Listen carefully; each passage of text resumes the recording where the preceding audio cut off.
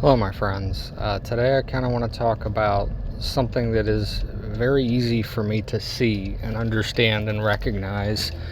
But until I really started to walk this and understand what was actually happening to me, even the things that are obvious, it kind of just goes right by you on a level of importance. And it's things that are very simple, easy to see.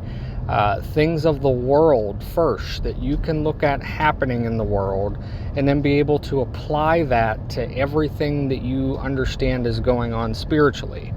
The two different worlds, one is a reflection of the other. One is a darkness, one is a light, but the two have a merge, which we call this life, this human fallen life. It's neither one or the other in both ways. It's a dim light on those who walk and know God, or walk with God and know God, but it's darkness and death for those who don't. And because they walk around in darkness, they do not even understand what they do. They have no comprehension of anything that is real and true. They only see it from a perspective of skin deep, something from the outside, which is why Jesus focused on the inside of a man, not the outside. On the outside, as he would speak to the Pharisees, you look like ceramic vessels, just beautiful and polished and clean, but on the inside, you're full of dried bones. You're outside, the things that you can physically see and touch and relate to, even your actions, those actions that result in something happening in the flesh. None of those things happen without an internal intention.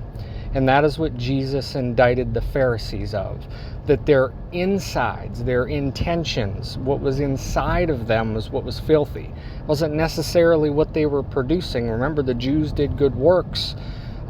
They made sure to do good works in full view of the people so that the people would look at them and praise them. That's no different than this church that we see online that I have really been put into ministry to show you what they are. All of these ones out there who are all doing the same things. That is why the Lord called me to action on this. Something I never thought about I would ever do, but whenever the urge is over you to show others what you see, because you have a form of light that you see others don't. If you do not shine that light, who is? Because they're all doing the same things that I can very easily see. And anybody listening to me or has listened to me probably by this point will be able to understand exactly what I'm talking about.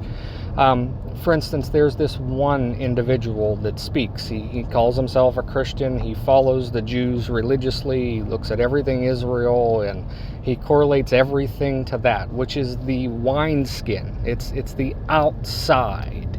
It's not what is happening in the spirit. You're looking at the physical manifestation of intentions fulfilling a purpose of God.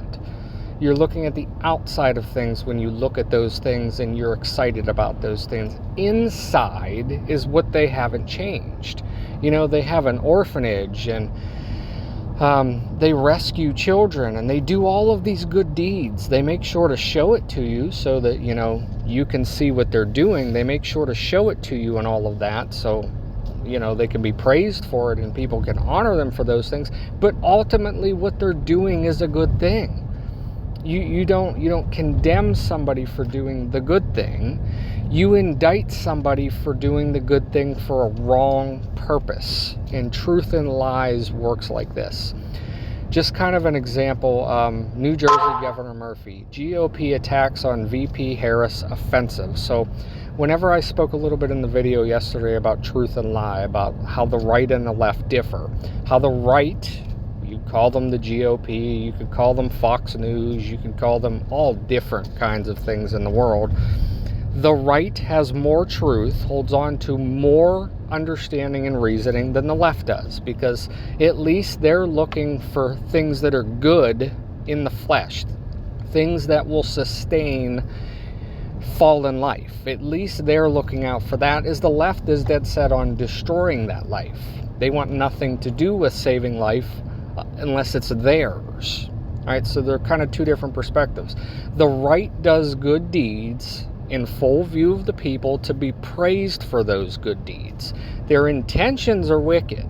It's always something to do with them and their power and their glory and their honor and their money. But it's a deed done good nonetheless. But the insides are still filthy, an unchanged individual. Just like we see happen in the church. As the left, they will tear apart the good deeds of the right. And why do they do this? This is where I'm going to get into a little bit of psychology, you could call it that, but really it's all described in the Bible and Proverbs and different places, especially in the Old Testament. But really knowing Jesus and why he indicted certain people and certain groups, you can really understand what I'm saying here. The left, they want to tear down those good deeds of the right in the world. You could call them that. Not all deeds done by the right are good. In fact, a lot of those deeds end up being negative also, but that's the fallen human state. If a human being can do something, they will do it wickedly. The wrong result will happen. That's just the fallen nature of the world. Even if it's for good intentions, sometimes the wrong physical result comes by it. But the left wants to tear all traditions down, tear everything related to what was down. And remember, Satan comes to change the times and the laws. This is why they're fulfilling that purpose of tearing down what was in order to build up something that will be. That's Satan's kingdom for a little while during the period of the Great Tribulations. So go back to being a child. And I'll also bring back the transgender conversation with this, because it's the easiest thing to see when you can see what I'm speaking of. It's the easiest thing to recognize. And then you can apply it to what the church is doing, what all these ministries are doing. But the left has to tear something down. And why do they have to tear it down? Because what they bring is a lie. And they know it's a lie. Deep down inside, human beings have an innate understanding of right and wrong. You can sear that conscience to where you will no longer be able to recognize it. And that is what happens. But deep, deep, deep down inside, there's always something in man, because we're in the image of God. We were created in that image, that brings us to a point where we know, even if we say it's right, that something is wrong. There's a deep, deep seed of godliness in all of us. And you sear it by constantly ignoring that and pushing that away. And what else do you do when you're lying about something and you're doing it intentionally? Well, you start to believe that lie in order to be more convincing. And what else do? You must go on the attack. You must call people bigots and hypocrites and racists, and you got to call people names to uphold your lie. Because it has nothing to stand on by itself. If somebody isn't attacking to hold that lie up that is spoken, it's just going to fall right down and go away. So they have to have something to draw a reaction out of the other group that they're going against. And what they do is they attack. They will call people racists and bigots and everything else that you could ever imagine. They go on the attack. It's to build a foundation for the lie that they make themselves believe. And then they continue on with that. And go back to your childhood. If you were confronted, say, by a parent, did you do this? And you didn't do it? You stood firm. Even unto this very day, you'll do the same thing, the same natural action. You'll be firm. You'll be precise. You won't forget details of the situation. You will say, I did not do that, and that's what it is. You're not trying to get the approval of the person questioning you, because you in your own mind know that you didn't do something. You spoke the truth. You're speaking the truth. You didn't do what you're accused of, so you have confidence in that truth. It's a foundation that you can stand on that will not fall. But when somebody is telling a lie, what do? They immediately go back to your childhood, maybe even go back to yesterday or this morning. Who knows? We all end up doing it at points in our lives. We all will say, no, I didn't do that. You're crazy. I did not do that. You're nuts. You're stupid. I can't believe you'd think that about me. Why are you doing that if you're lying? If you know you're guilty of what you're being accused of, but you're lying about it to get out of it, why do you go on the attack? Well, it's because you're building a foundation of a lie that you then must stand on and hold up.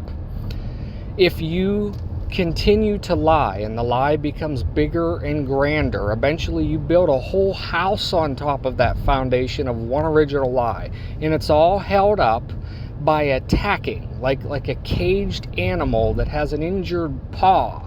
You get close to that animal and it's going to lash out at you.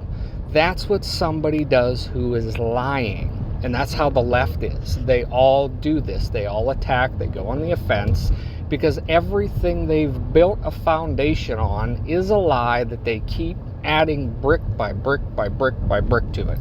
What does Jesus say? They love the lie and they build their house on it. That's what they do. That is what the liars and deceivers in the world do. They build a lie and then they attack anybody who comes with the truth, which essentially is coming against that lie. They will then attack, criticize, ostracize, silence them, do all these kind of things, call them names, so that that lie they build is still able to stand. And culturally, whenever you get to the point that we have, where we've gotten so far away from God, that we've lost the ability to stand lies. We've lost that ability to tear down those walls, and that's where the transgender stuff comes into this, because they live an absolute lie. Deep down inside, they know they're not what they're claiming to be. If they were born a woman and they dress like a man and have surgery like a man and act like a man, deep down inside, even with a seared conscience, it's still somewhere in there. They know they're living a lie. But yet they do it anyway because they love the lie. They're profiting off of that lie. They're receiving heaps of praise from people they don't know from that lie. They're getting monetary support. They're getting views and clicks on YouTube. They're being praised as strong and brave in society by all the rest of the liars. They've built an entire foundation on a lie that after you add so many bricks to that lie, it turns into a man saying, I'm a woman, and here's my baby that I just delivered, which I saw in the news the other day. You literally have that happen because the foundation is now a house. It's now a mansion. Remember, Jesus says, I will come. My Father's mansion has many rooms. You will come to that mansion. He is building a mansion of truth that when he comes to rescue us, we will go to the Father's house. That mansion is built on truth. The mansion that you see the world, particularly culture and the left build right now, that mansion is built on a lie, and as soon as the wind blows, that entire foundation collapses and everything with it comes down into the pits, exactly as Jesus spoke of it. If you go along with them and you follow their lies, you will follow them right into the pits. You're going with them together, and that is what their purpose is to take you there. For if you believe their lie, you will also believe any lie, and you will believe Satan, who is a liar from the beginning, and a murderer, and a thief. If you believe the easy lies, you're definitely going to believe the more complex lies, and that's where we get into the church and what she calls herself.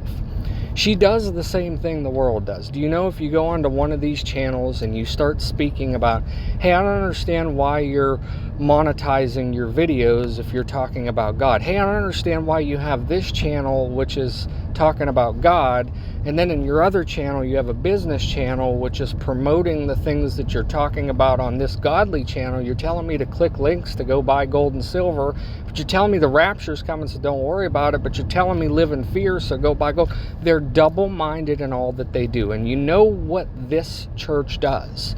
Immediately, if somebody enters them and confronts them with the lie that they're trying to sell, what do? They will block your comment, shut you up. The whole pack of wolves that follow them will come in and attack, and you will be the one kicked out and ostracized, because that's what's happened to the prophets since they were raised by God. That's what happened to Jesus Christ on the cross. They crucified him, they shut him up, They put thorns over his head, took his clothes off and divided it with locks. That's the same thing this church is doing today. They're selling Christ for profit. And they're doing it in a way that those who are deceived cannot see the lie that they're selling. They don't even know the lie that they're selling. They think they're doing wholesome and that God's providing for their worldly income because we're doing such good works for Him. But then you live with these people for a month and you will see that their priorities and their means and their ways and how they act and what they do, you will see it as completely opposite of the ministry that they're putting up online, which is why so many of them have been exposed over the year, because they live a lie. They're building a foundation on a lie because they've never been born again to believe in God, and they continue to brick by brick by brick build that until eventually one day the wind blows and the whole thing comes tumbling down because they never started with the truth. Now, the Rapture Me Now churches that I like to call them, always, all over the internet, you'll see these same ones. I had a rapture dream, rapture vision, rapture this, Lord's coming, rapture this, here's a high watch day, there's a high watch day. We love Israel. God saved the Jews. They're God's chosen people, and He's coming back for them. We love Israel. That same church right there that I speak of, the foundation of lies that they build, are they different than anybody else? Let me tell you, have you ever gone into one of those channels and explained anything like you hear me explaining on this channel from this perspective that I'm showing you, which is a perspective that was given to me by God? I didn't just come up and make it up one day. Nobody is on my side. Everybody hates me. So I'm clearly not doing it for a purpose. I'm not making money off of it. I'm not doing anything of it other than I feel the need that if I see, I can at least perhaps show that light to somebody else. I fulfill the scripture in that way because although my sight is limited, I see through a dim lit mirror just like you do and everybody else does. At least I see something that I can show to somebody else who may hear me speak and say, you know what? Let me think about this for a second. God, is this true? Is this a lie? Is this man lying or is he true? And you go to God yourself. That's what I'm here to do, is to show you what these people do with the eyes that I have and what I see and what it relates to. And then you go with God from there, because I can't teach you nothing.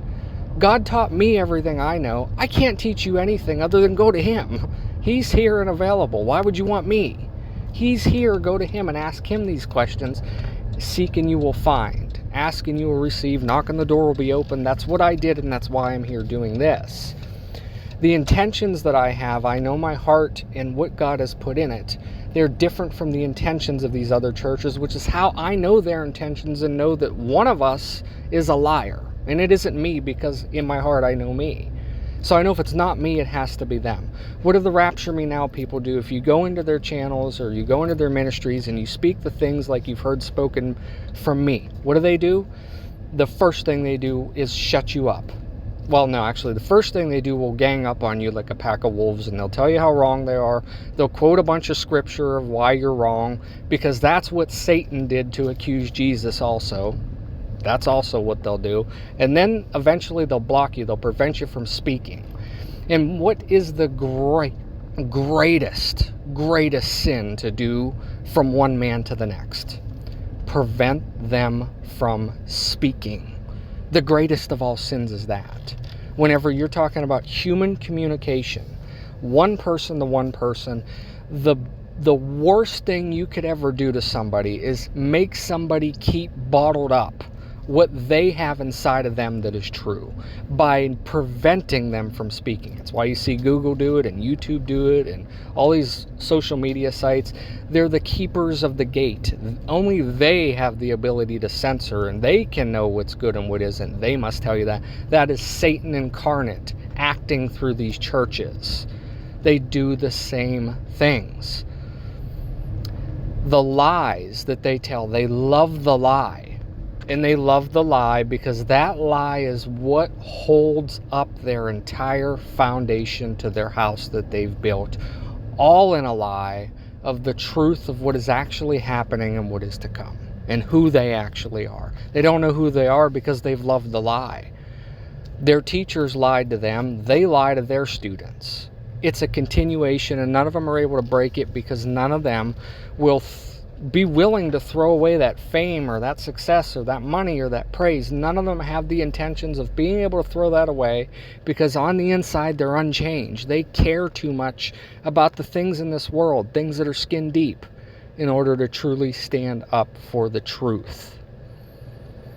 Examine all of these people that you listen to. Everyone, no matter what they're saying, whether it's about God or whether it's about the things of the world, no matter what it is, examine each of them, what they say, and know their intentions based upon what they do. And you two walk just like Jesus in that way. For Jesus knew their hearts, he knew their intentions. I know your heart and your intention by what you're doing in the physical world. So can you. That is why we are to walk as Christ. We can know people's intentions.